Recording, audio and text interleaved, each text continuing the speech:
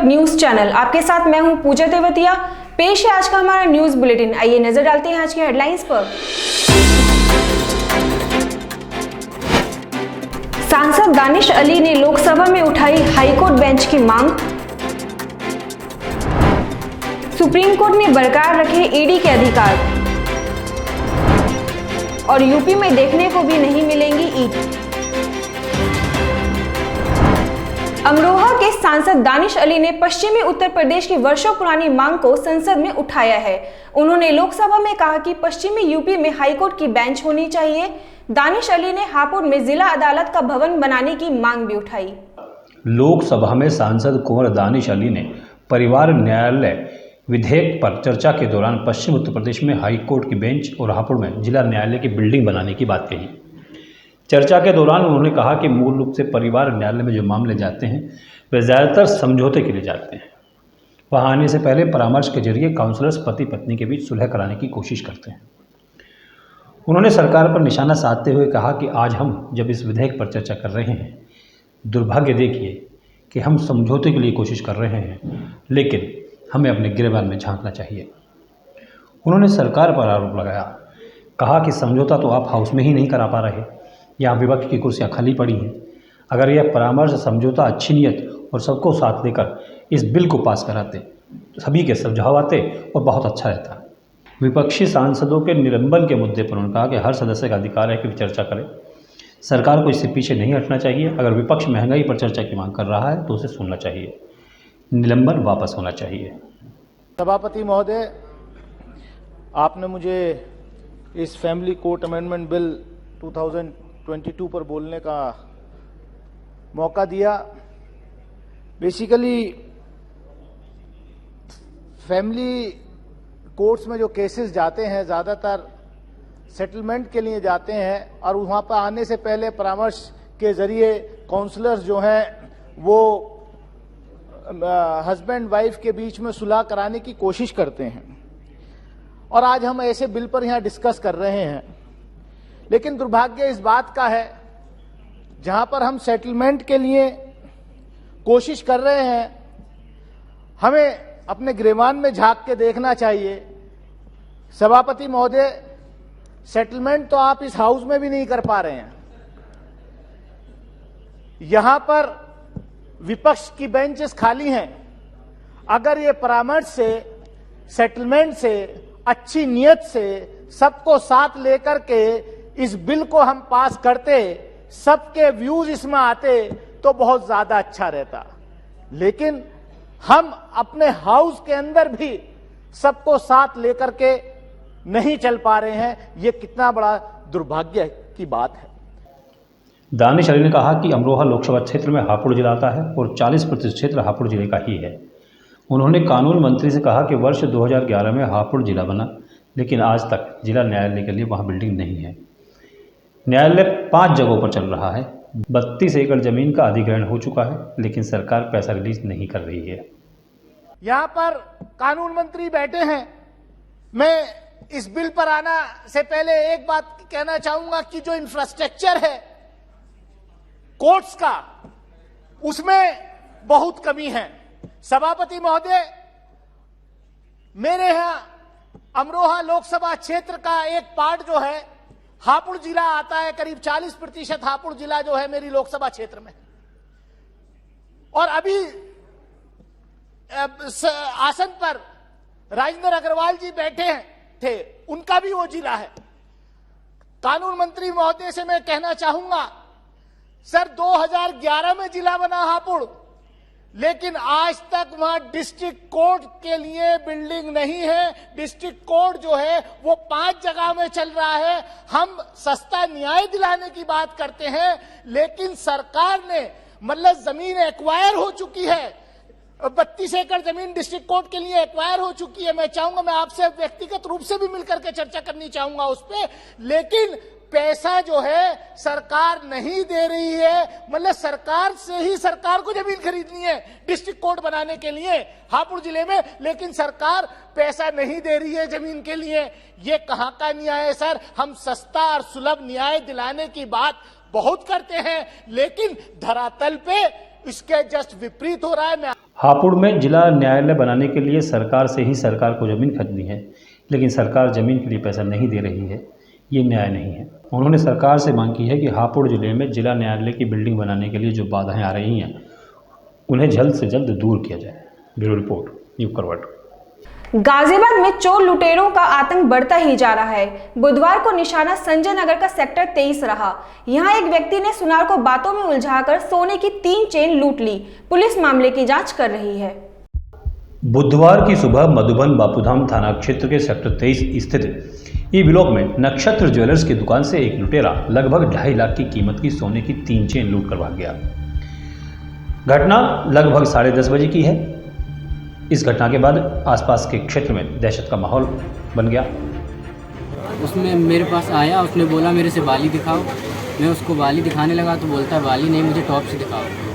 मैंने उसको टॉप दिखाया, उसने एक टॉप पसंद करके रखा लिया। फिर बोलता है मुझे किसी को गिफ्ट करना है, एक चेन और दिखा दो। तो मैंने उसको चेन भी दिखाई। फिर वो कहता है ये वाली चेन नहीं चाहिए, कोई दूसरी दिखाओ। ये उस टाइम 3 चेन थी। तो फिर वो कहने लगा मुझे ये नहीं दूसरी दिखाओ। मैंने दूसरी उसको दिखाई तो उसने कहा कि ये वाली ठीक लग रही है। फ़ोटो भेजा किसी के पास, फ़ोटो भेज के उसने पसंद करके वो रख ली। वो बोलता है मुझे वो वाली चेन भी दिखाओ। वो दूसरी उठा के रख दिया था कि ये वाली भी दिखाओ। मैंने जब तक दूसरी वाली दिखाई है और तब तक वो लेके भाग गया है। किधर को भागा है? इधर पैदल ही? वारदात की सूचना मिलते ही सेक्टर 23 चौकी प्रभारी, कविनगर थाना प्रभारी सीओ अवनीश कुमार और एसपी सिटी प्रथम निपुण अग्रवाल घटनास्थल पर पहुंच गए। इसके बाद एसपी सिटी निपुण अग्रवाल और सीओ अवनीश कुमार ने घटनास्थल का मुआयना किया। उन्होंने बताया कि प्राथमिक जांच के दौरान जो बात सामने आई उसे पता चला है कि सेक्टर 23 संजय नगर के ए ब्लॉक में HIG फ्लैट में रहने वाले गौरव की E25 में नक्षत्र ज्वेलर्स नाम से दुकान है। आज सुबह उनका पुत्र दुकान पर बैठा था, तभी सभ्य सा दिखने वाला युवक उनकी दुकान पर आया। पहले उसने टॉप्स और झुमके दिखाने को कहा। इसके बाद लुटेरे ने यह कहकर सोने की चेन मांगी कि उसे किसी को गिफ्ट करनी है।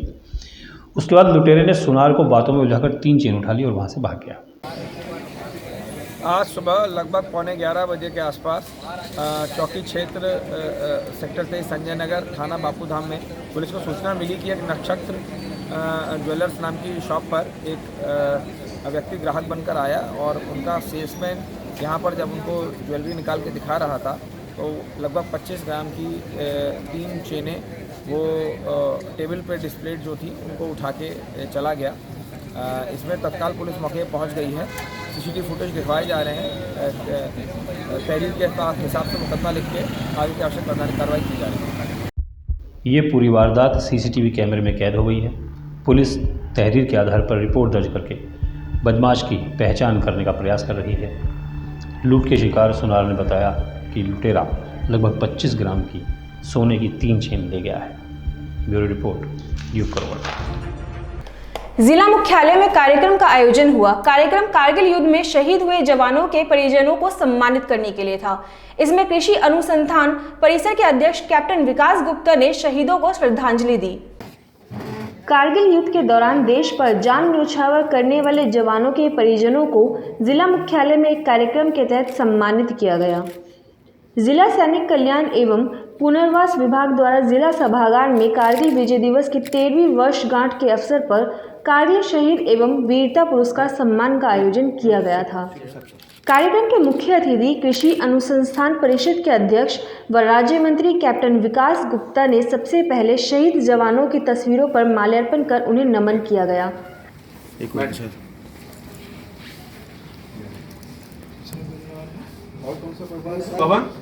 कीर्ति चक्र हैं जो देवेंद्र सिंह जस, इनको 2010 में कीर्ति चक्र प्रदान किया गया। आइए कीर्ति चक्र प्लीज। इस अवसर पर कैप्टन विकास गुप्ता ने कहा कि देश की सुरक्षा और अस्मिता की लाज रखने के लिए जिन जवानों ने अपनी जान गंवाई है, यह देश कभी उनका कर्ज नहीं उतार पाएगा। इस देश के लोग चैन और अमन से तभी रह पाते हैं जब देश का वीर जवान सीमा पर 24 घंटे डटा रहता है। कारगिल युद्ध में देश के जवानों ने फिर दिखा दिया था कि जब भी देश पर कोई संकट आएगा, देश का जवान सबसे पहले खड़ा मिलेगा। यह युद्ध में हमारे सैकड़ों जवानों ने शहादत दी है। इनका कर्ज तो कभी नहीं उतर पाएगा, लेकिन उन्हें याद करना हर देशवासी का फर्ज है। कारगिल युद्ध में शहादत देने वाले आश्रित परिवार से राजकुमारी पत्नी शकुंतला देवी, चंपा देवी, इंदु कसाना, अरमिंदर सिंह कसाना, कैप्टन जसविंदर सिंह के माता पिता को शॉल उड़ाकर व प्रतीक चिन्ह देकर सम्मानित किया गया। ब्यूरो रिपोर्ट यूं करवट। गाजियाबाद में भाजपा महिला मोर्चा ने तीज महोत्सव का आयोजन किया। इसमें केंद्रीय मंत्री वीके सिंह की पत्नी भारती सिंह शामिल हुई। महिलाओं के लिए कई मनमोहक कार्यक्रम किए गए। केंद्रीय राज्य मंत्री वीके सिंह की पत्नी भारती सिंह द्वारा RTGIT में हरियाली तीज महोत्सव का आयोजन किया गया।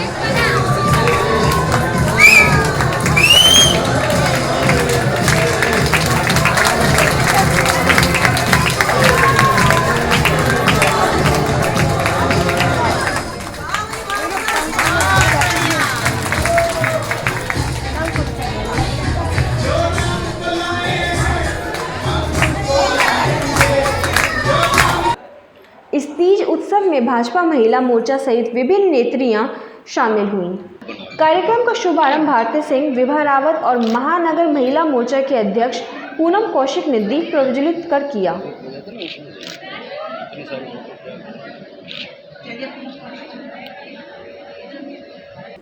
भारती सिंह ने इस अवसर पर कहा कि एक सांसद की धर्म पत्नी होने के नाते उनका यह कर्तव्य है कि वह संगठन की महिलाओं के साथ इस तरह के आयोजन करें। कोविड के कारण 2 साल से इसका आयोजन नहीं हो पा रहा था। अब 2 साल बाद फिर से इसका आयोजन शुरू होने से सभी उत्साहित हैं।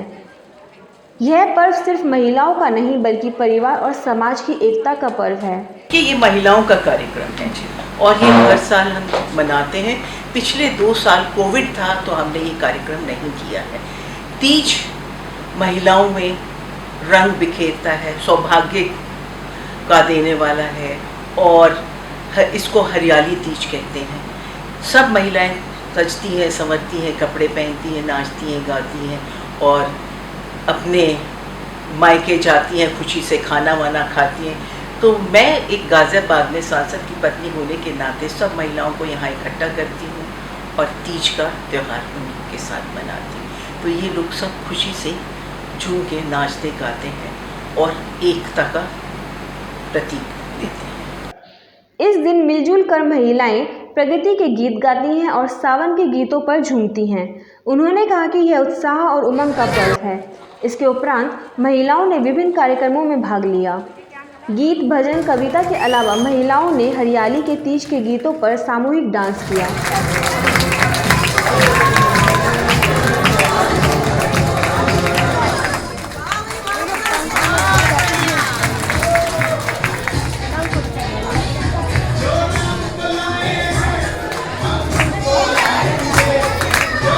साथ ही देशभक्ति पर आधारित कार्यक्रम की भी प्रस्तुति दी गई।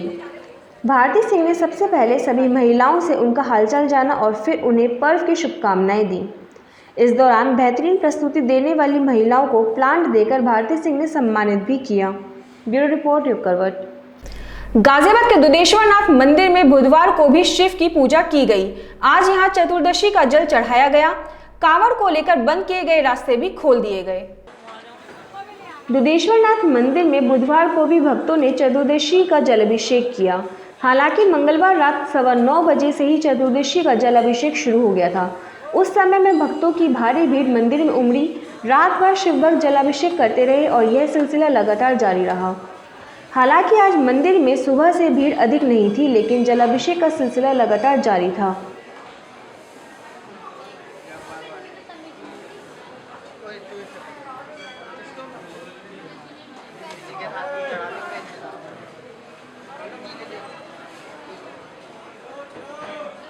कम भीड़ को देखते हुए GT रोड से लेकर हापुड़ रोड तक यातायात को शुरू कर दिया गया था, लेकिन बड़े वाहनों की आवाजाही आज भी बंद रखी गई। सावन मेला समाप्त होने के बाद GT रोड पर लगे सभी शिविर अब उठने लगे हैं। महंत नारायण गिरी ने बताया कि चतुर्दशी आज रात 9 बजे तक है, इसलिए भक्त आज दिन भर जलाभिषेक कर रहे हैं।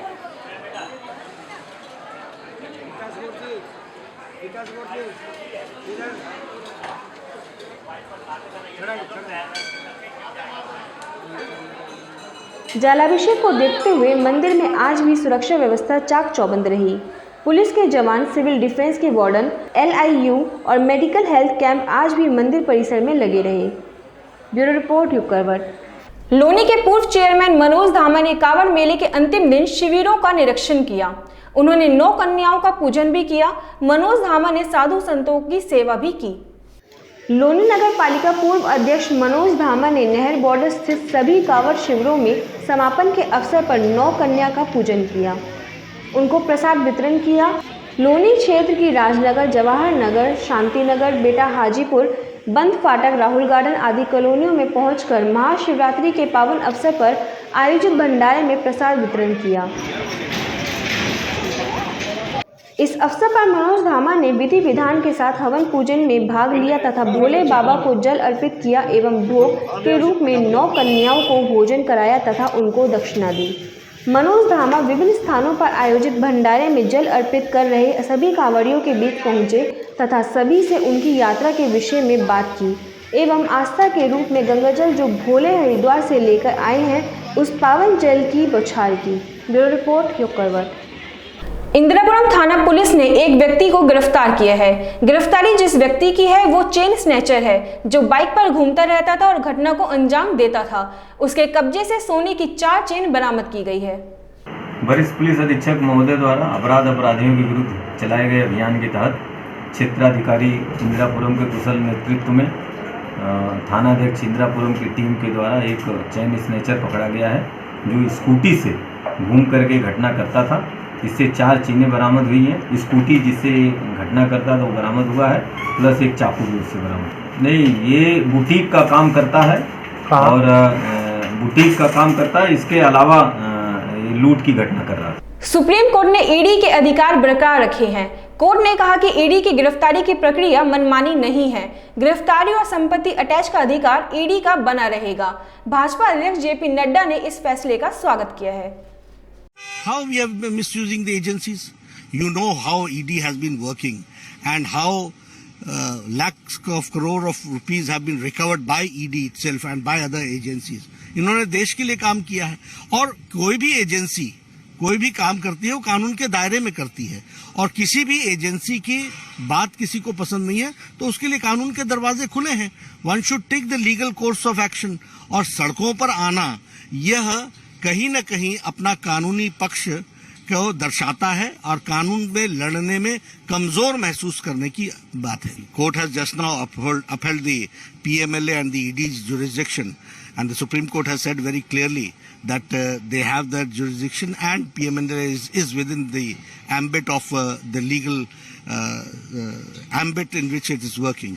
It has been upheld by Supreme Court and we should respect the Constitution, we should respect the law and we should respect the law of the land. Gonda के देहात थाना पुलिस की अपराधियों से मुठभेड़ हो गई। इसमें सुरेंद्र गोस्वामी नाम का गैंगस्टर गोली लगने से घायल हो गया।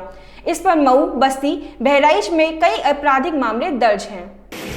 कल जनपद की SOG टीम और थाना कोतवाली देहात की टीम द्वारा एक जॉइंट ऑपरेशन में पुलिस मुठभेड़ में एक शातिर लुटेरे की गिरफ्तारी की, जिसमें उसको बुलेट इंजरीज उसके पैर में लगी।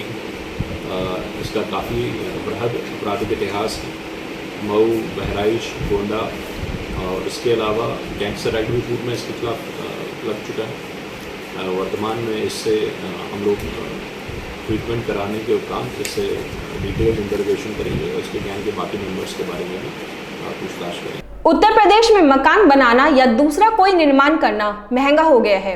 ये भी हो सकता है कि आने वाले समय में ईंट मिलनी ही बंद हो जाए क्योंकि भट्टा मालिक हड़ताल पर जा रहे हैं। GST लगने से इनकी निर्माण की लागत बढ़ गई है।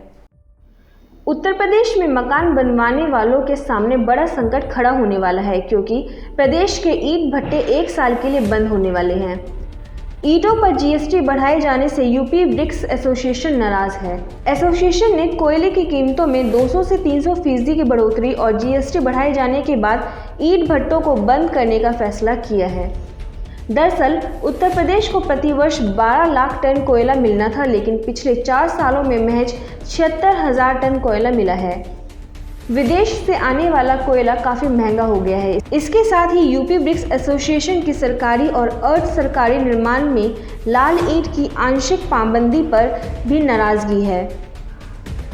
यही वजह है कि ब्रिक्स एसोसिएशन ने प्रदेश और देश में 1 साल तक ईंट भट्टे बंद कर हड़ताल का निर्णय लिया है। उत्तर प्रदेश में अक्टूबर 2022 से सितंबर 2023 तक ईंट भट्टे बंद रखने और देश में हड़ताल करने का निर्णय लिया है। ब्यूरो रिपोर्ट युग करवट। तो आज के लिए बस इतना ही। गाजियाबाद और देश विदेश की खबरों के लिए देखते रहिए युग करवट और पढ़िए आपका अपना युग करवट न्यूज़पेपर। युग करवट चैनल को लाइक करें, सब्सक्राइब करें और कमेंट जरूर करें। आपके कमेंट हमारे लिए बहुत महत्वपूर्ण है। नमस्कार।